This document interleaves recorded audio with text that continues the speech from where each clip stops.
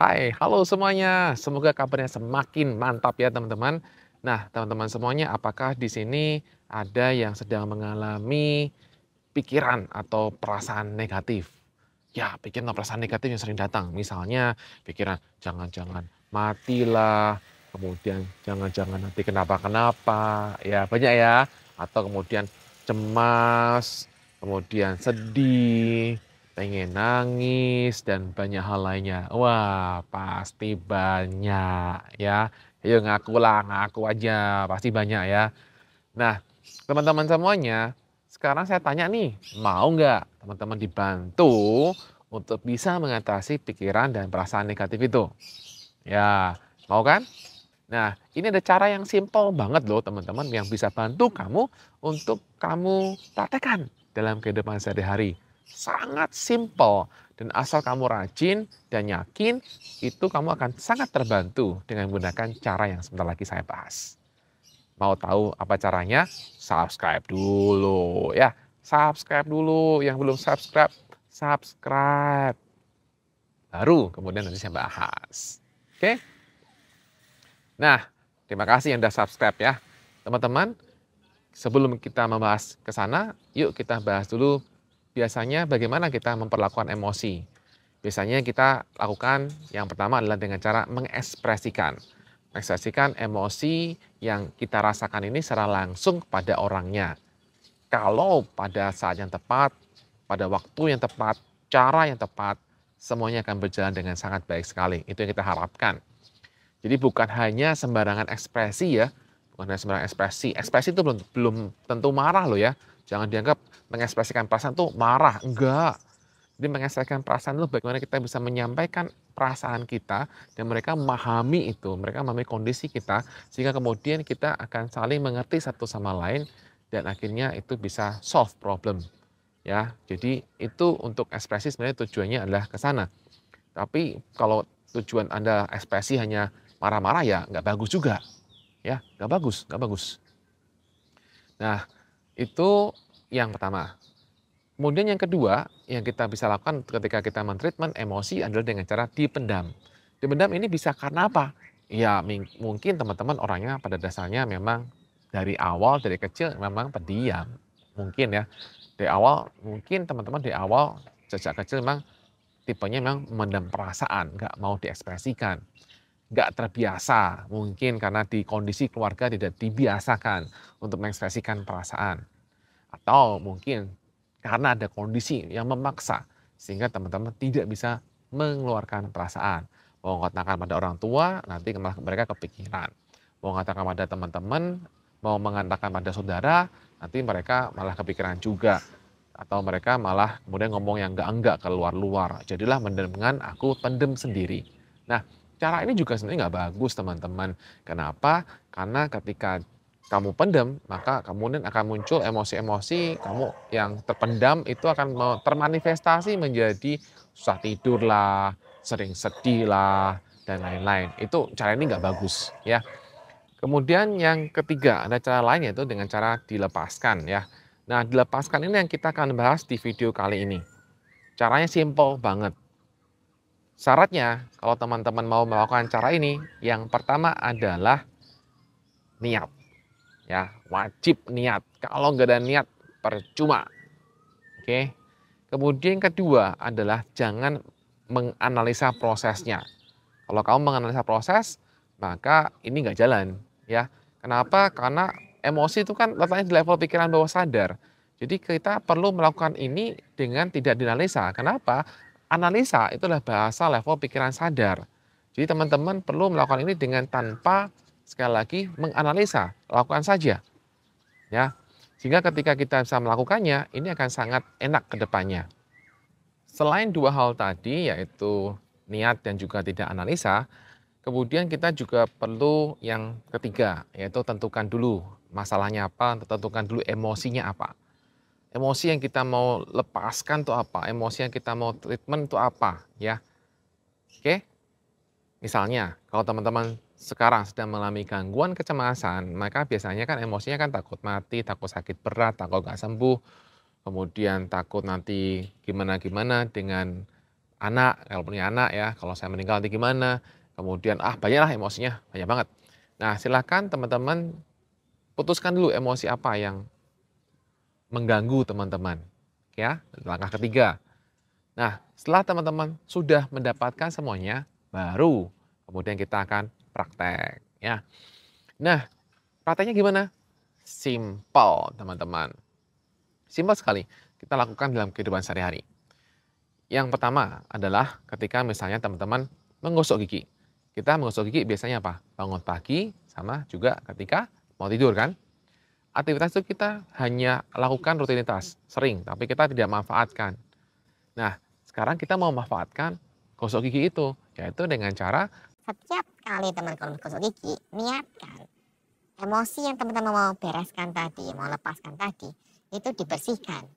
ya, jadi membersihkan emosi-emosi batin yang teman-teman nggak nyaman tadi, cemas-cemas tadi, atau pikiran-pikiran negatif, nggak sembuh dan sebagainya, itu bersihin aja.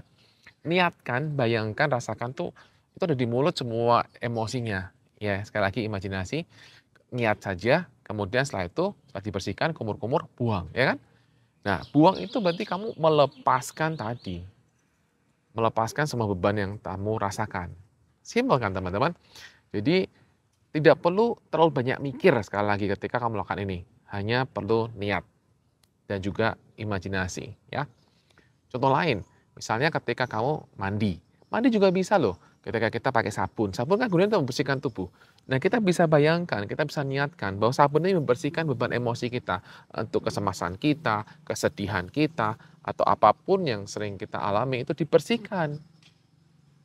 Ya, dibersihkan dengan sabun. Kemudian ketika Anda pakai gayung, Anda mengalirkan air ke tubuh, juga bisa tuh Anda rasakan juga dibersihkan lebih bersih lagi, lebih bersih lagi.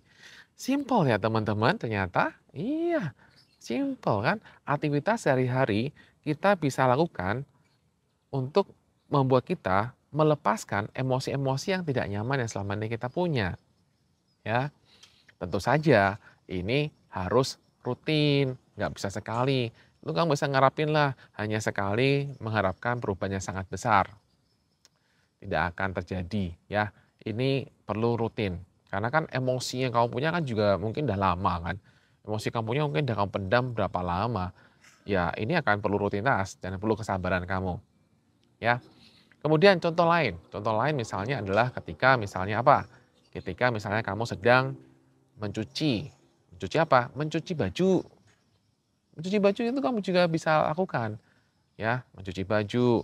Atau misalnya ketika kamu lagi membersihkan kamar mandi. Ya, membersihkan kamar mandi itu melibatkan aktivitas apa? Ngosek WC, ngosek kamar mandi, apa? Nyikat. Ya, nyikat. Nyikat lantai dan sejenisnya. Itu kan membersihkan ya. Nah, niatkan juga ketika kita melakukan itu, kita meniatkan melepaskan, membuang, menyikat beban emosi, cemas, ataupun pikiran-pikiran negatif yang teman-teman punya selama ini. Benar-benar niatkan itu teman-teman. Kemudian ketika teman-teman bersihkan pakai air, ya itu juga sama, itu proses juga untuk semakin bersih dan semakin bersih. Nah, itu teman-teman bisa lakukan ya. Banyak kok teman-teman aktivitas yang bisa teman-teman lakukan. Misalnya nyuci motor, cuci mobil, ya itu bisa kok teman-teman pakai untuk gunakan sebagai aktivitas melepaskan, membuang beban emosi. Atau ke nyapu. Nyapu juga boleh. Nyapu halaman, nyapu ruangan kita, nyapu rumah kita. Itu niatkan saja ketika saya menyapu, saya melepaskan emosi-emosi yang selama ini saya punya. Nah, gitu. Enak kan? Simpel kan? Iya, simpel banget teman-teman. Nah, teman-teman ketika melakukan seperti ini, pikirannya juga benar-benar harus fokus ya untuk melepas ya. Dan pikiran-pikiran juga negatif juga silakan dilakukan juga, dibuang gitu. Nah, jadi kalau teman-teman misalnya sedang cemas ya, sedang cemas, sedang mengalami gangguan kecemasan, panik gitu ya, muncul tiba-tiba, coba aja tuh teman-teman misalnya lagi nyapu gitu kan, ya maka izinkan nyapu itu teman-teman membuang semua kecemasannya. Ketika nyapu itu membuang semua ketakutannya, semua pikiran-pikiran negatif yang ada di kepalamu itu dibersihkan. Ya, kayak gitu. bersihkan, kemudian masukkan ke tong sampah, blung, udah hilang. Nah, gitu. Enak kan? Nah, ini akan sangat membantu kamu. Sekali lagi, tidak ada analisa ketika melakukan hal ini. Nah, silakan teman-teman cari aktivitas-aktivitas lain yang bisa membantu teman-teman untuk melakukan hal itu. Aktivitas membersihkan apa yang bisa teman-teman lakukan? Oke, banyak lah, pasti banyak. Nah, kemudian setelah itu kita juga bisa melakukan aktivitas-aktivitas yang lain untuk membuat kita jauh lebih baik. Apa itu? Contoh, aktivitas minum. Nah, minum sering nggak teman-teman? Pasti sering lah minum ya. Nah, minum itu juga bisa dipakai teman-teman. Minum adalah saya memasukkan energi atau saya masukkan semangat, kedamaian, kekuatan, dan semua positif ke dalam diri saya. Jadi bukan hanya sekedar minum teman-teman, tapi menikmati minum seteguk demi seteguk dan merasakan setiap tegukan itulah adalah sebuah energi emosi positif masuk ke dalam diri saya. Gitu ya. Dan mungkin teman-teman yang sekarang mengalami gangguan kecemasan, pada banyak yang pantang, pada banyak yang khawatir makan macam-macam ya. Kalau makan biasanya apa? Takut kumat. Ya enggak? Takut kumat. Nanti kalau aku makan kumat lagi enggak ya? Kalau enggak habis makan tungguin. Kumat enggak ya? Kumat enggak ya? Kumat enggak ya? Oke ya.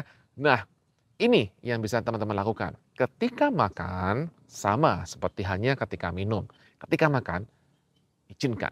Makan ini membuat saya semakin sehat. Makan membuat lambung saya semakin pulih.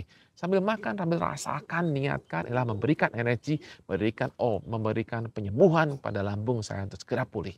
Gitu. Jadi ngapain kamu makan, kamu takut-takutin diri kamu sendiri. Mendingan kamu makan sambil merasakan makanan ini membantu memulihkan diri saya. Makanan yang saya masukkan membantu pemulihan lambung saya dengan sangat cepat. Asam lambung segera bye-bye gitu. Asam lambung berlebihan segera hilang ya. Kembali ke normal gitu teman-teman ya. Silakan cara ini dipraktekkan. Jadi kan teman-teman udah dapat poinnya kan. Sekarang yang perlu dilakukan adalah silakan mencari aktivitas-aktivitas lain ya. Dan tentunya karena ini belum menjadi kebiasaan ya, karena mungkin teman-teman baru mendengar dan kemudian setelah itu teman-teman praktek, mungkin teman-teman masih perlu untuk melakukannya sering-sering ya, sering-sering. Karena teman-teman perlu melatih. Sekali lagi saya ulang, ini perlu dilatih berkali-kali.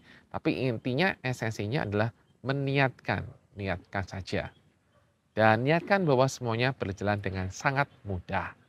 Dan juga bagi teman-teman, saya ingetin lagi, subscribe. Ayo subscribe. Siapa yang belum subscribe, subscribe ya. Dan juga teman-teman yang masih mengalami gangguan kecemasan, silahkan pakai buku saya, buku Bye-Bye Cemas dan buku Goodbye Anxiety untuk membantu teman-teman jauh lebih baik lagi. Ya.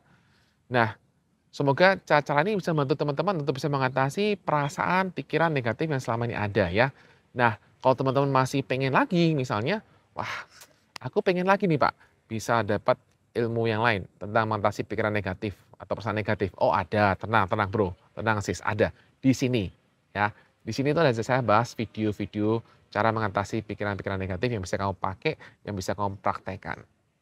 Ya, jadi silakan kamu praktekkan karena yang penting adalah mempraktekkan itu. Demikian dari saya teman-teman, semoga apa yang saya bahas bisa membantu teman-teman semuanya untuk jauh lebih baik lagi. Salam bye-bye cemas.